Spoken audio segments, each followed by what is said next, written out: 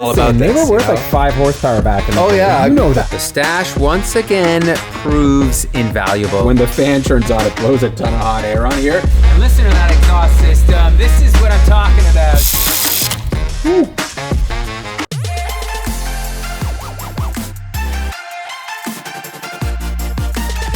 Welcome to the early 2000s, where the sound of VTEC cracking dominated the streets the way burble tunes do now.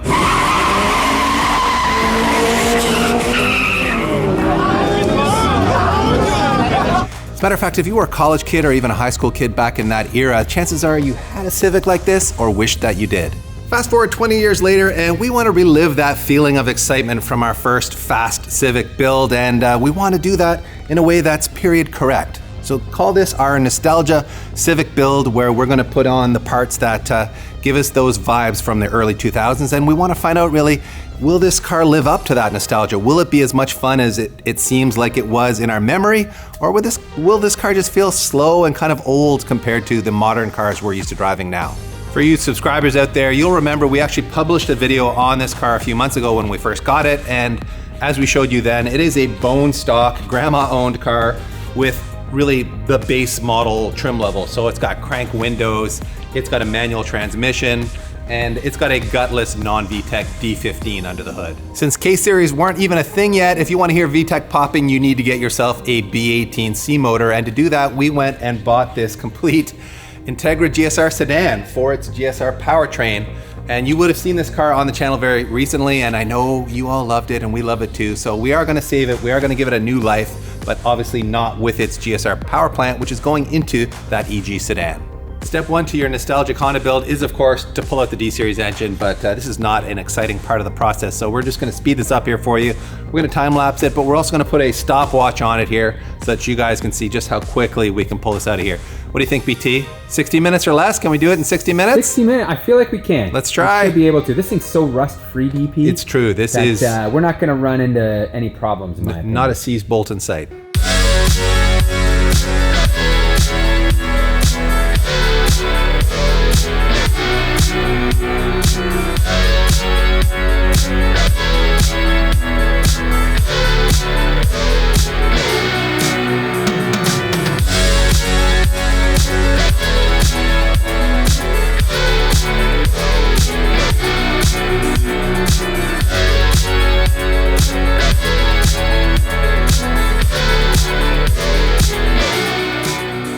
So close, PT, so close. That 3.5 minutes we would have beaten if we didn't have that one wire connected to the AC pump. Well, so. we decided to keep the AC on the car, which wasn't the smartest idea. That was the only thing that really foiled us in the end, other than a couple of little vacuum lines. And it's just such an easy car to work on, so DP. Good. Oh my so goodness. We did make a bit of a mess. Par for the course. Before we go putting that engine into the engine bay of that Civic, I want to do the wiring first. In general, this swap is quite easy. I think there's like 4-ish wires that we have to transfer over, like VTEC solenoid, oil pressure, NOx sensor, and for the GSR, the butterflies in the intake manifold. We are in the Integra right now. I've got my little like pick set here, and we are going to remove this wire here, which I think, remind me what it was, DP. I don't even remember. Which plug are you on? It's on it's D3. D3, that is your VTEC pressure switch. VTEC pressure switch, there we go. So I just gotta use these little tools. There we are, and we're popping that out. So I've already removed the other few here, so I'll just do the rest, and then I'll show you how to transfer those into the Civic.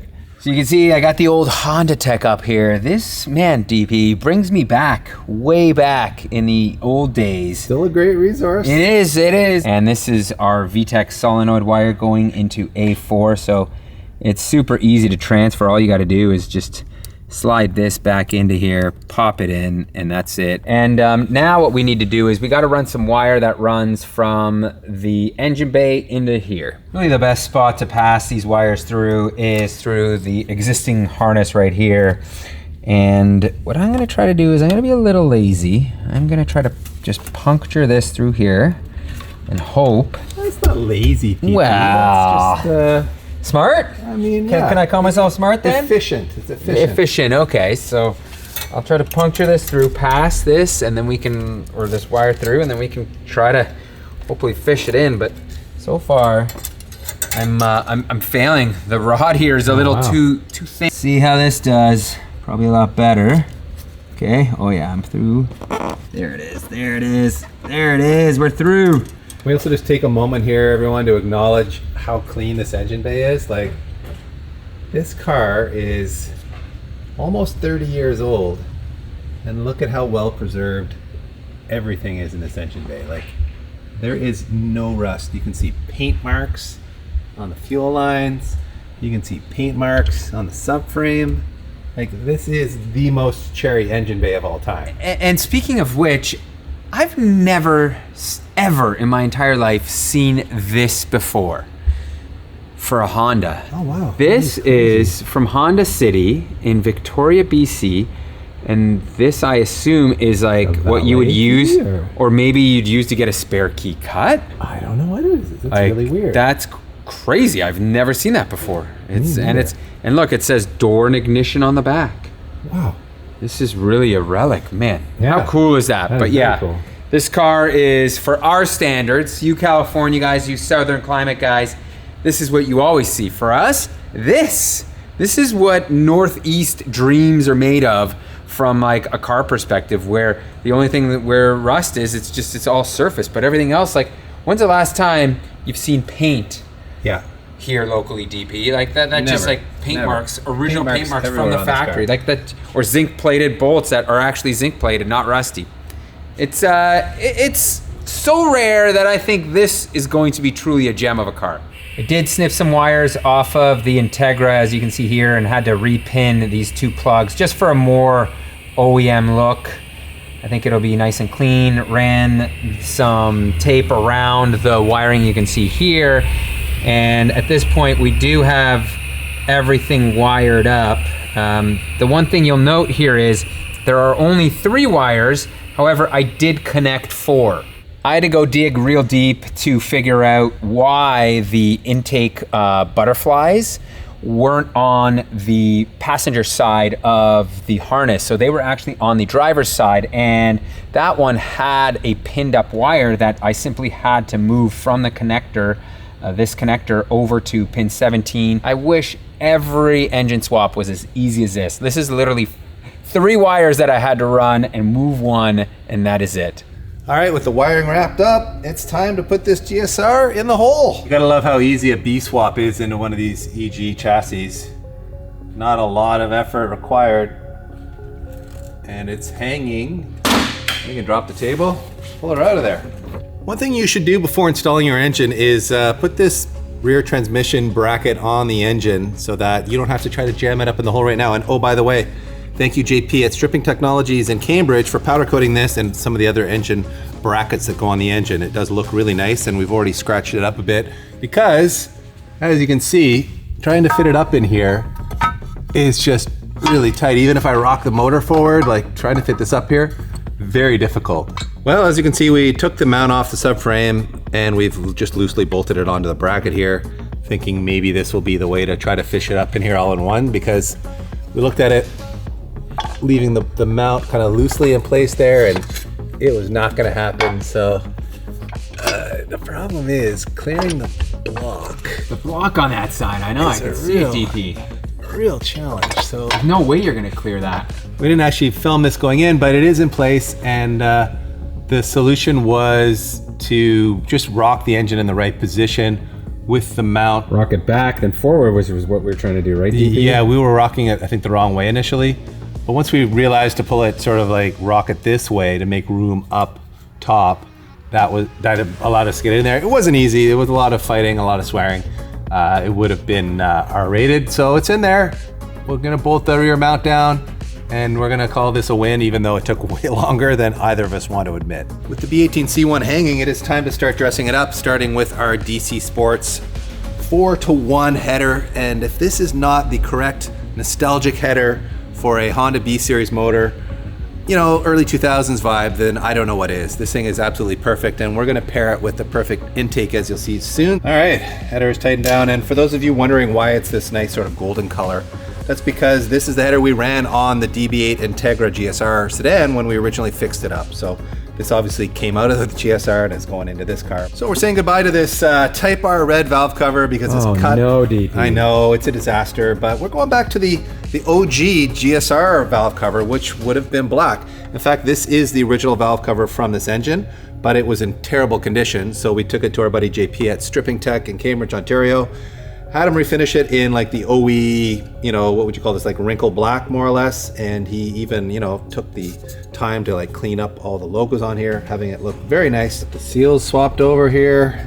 Got the Honda bond in the places you're supposed to put it. And now we make that all important love connection. She's It in never looks as good as the red though, DP. It doesn't- period correct. You Yeah. don't want to fool people that it's a Type R motor, but I agree. It feels like false advertising if it's Type R red on a non-Type R motor, always but looks so good. it does look good. When we build our B20 VTEC motor, spoiler alert, we're going to put a red valve cover on it. Pete just pulled these out of the stash. These are MSD red spark plug wires, and if anything says Fast and Furious more than red spark plug wires, I don't know what it is.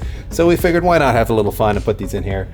Frankly, I think they're a little cheesy, but DP, they 20-year-old like, me would have been all about this. They were worth you know? like 5 horsepower back in the Oh, day. yeah. You know that. We know that. That's what the advertising said. The dyno numbers didn't prove that, but they were still worth 5 horsepower back in the day. So you know, you got to put them on. Fair, and they even come with little numbers, so you can number your wires 1 through 4 in our case. But because MSD's an American company, they go to 8. Turns out the Honda gods agreed with me. These are D-series wires. You can see from the size of this connector that goes to the distributor, it's a smaller size than the B-series stuff.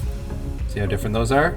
And had we looked at the box more closely, we would have realized it says single overhead on here. So D-series wires don't fit your B-series distributor. No, DP, no. It's a tragedy. The red. I know, the red would have added 5 horsepower, as you said, but I'm okay with the black OE wires. They've never done me wrong. I just steal this off the Type R because we can't just leave it this way. It doesn't look right. Plus, I want to show you guys some replacement OE style hardware that our buddy Ryan at Feel Good Auto Works out of Brantford, Ontario is starting to offer.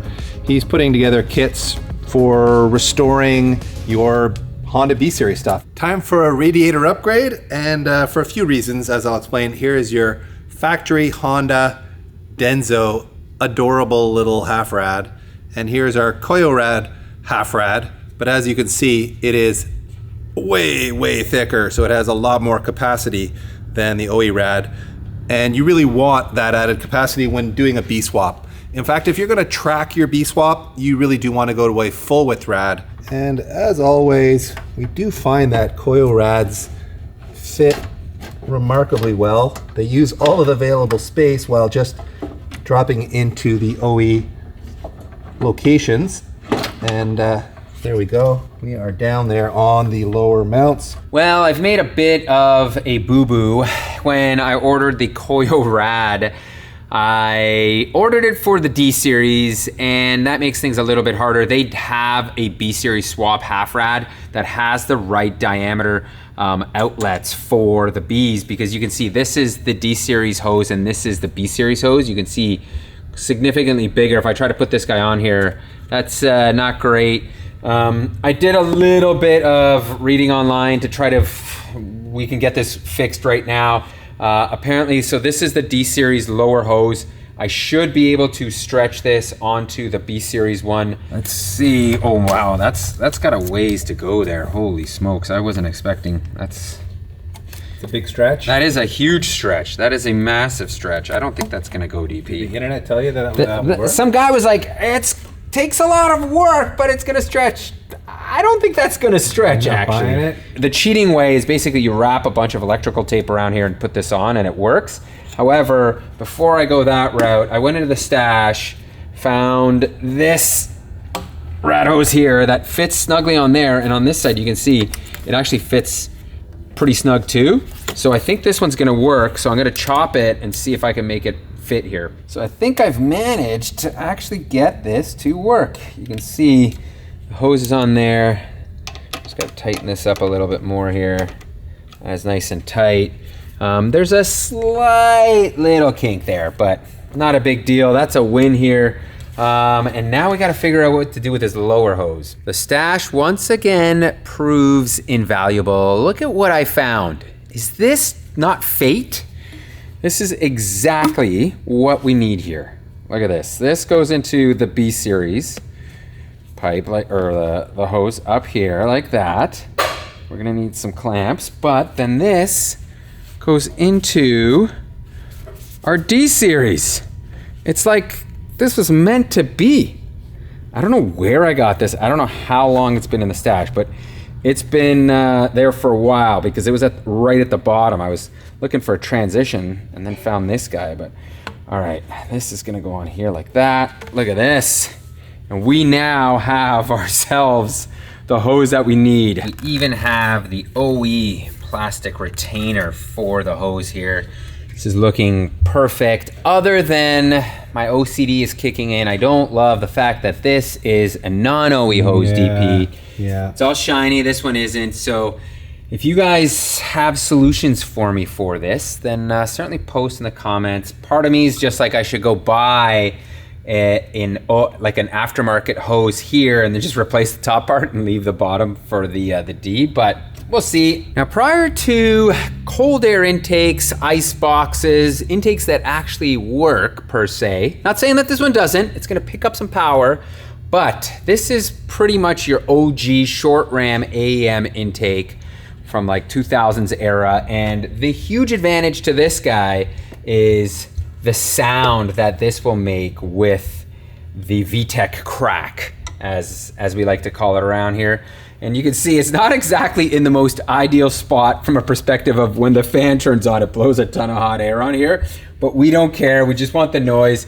This is for a GSR. Oddly enough, I didn't think these existed until I went online and found that you can still buy these in limited quantities if there's stock around. But you can see the bracket here, this is not going to work. This would have to be like all the way back here. So we might just like fab something up real quick just to make this kind of like connect and be there properly. There we are, quick little bracket here to hold this guy in place. And man, DP, this engine bay is looking very nostalgic. I am loving it. Yonaka Motorsports has been around since 2001, so they fall into that tuner era of parts, and really the style of this for me is exactly perfect what I actually wanted back in the 2000s, but everybody was running the big far cans. And you know what? We thought about it, but then we said, no, we want this car to sound proper, and this is the way to go. This is a fully stainless steel. Let me show you. Exhaust system looks great. Like the tip is fantastic on this, 2.5 inches, so it's not gonna be like crazy loud. And I think it's just gonna have all of those like early 2000 vibes. In order to mate the DC Sports header with the Yonaka exhaust, I took the old catalytic converter, the Jesse one that we had in the Integra, and I did have to lengthen it a bit to make everything line up. But with that in place, we now have ourselves an exhaust system. So are we ready to start this TP? We need coolant, we need a battery, and I think we're ready to go.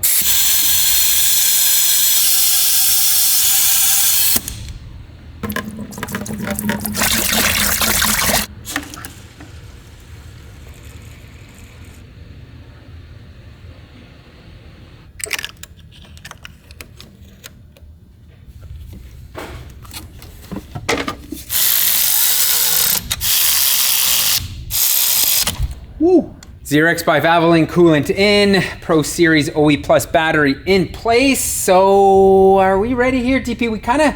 Do we need to prime anything? We've already got engine oil in here. It might take a moment or two for fuel pressure to come up, but let's just send it. It's a Honda, right? We know it's already been running, so let's just go here. All right, what do you think, TP? 2 cranks, 3 cranks, 4 cranks? I mean, it's a Honda. I'll go with 4 just because I might need an extra crank. Okay, because the fuel pressure? Sure, all right, sure. let's see what happens here. Okay. 1 crank. 1 crank. That's unbelievable. Look at that. And man. It sounds good.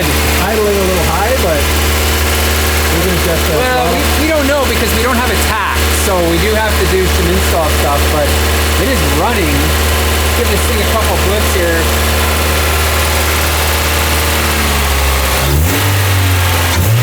Oh yeah, there it is, that intake noise, baby.